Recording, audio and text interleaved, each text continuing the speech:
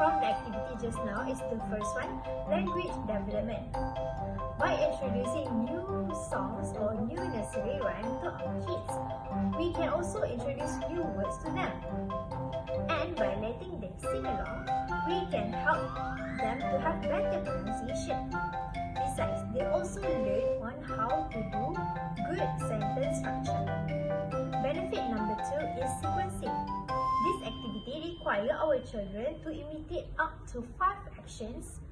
So they need to follow the 5 steps according to the sequence.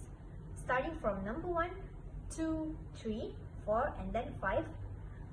Follow the sequence accordingly.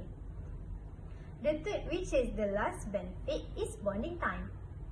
Having a time to sing and dance with your kids helps to create a very strong core memory that is unforgettable. It also helps to strengthen the bond between parents and children. So, parents, what are you waiting for? Let's grab your mic, turn up the volume, sing and dance together with your children.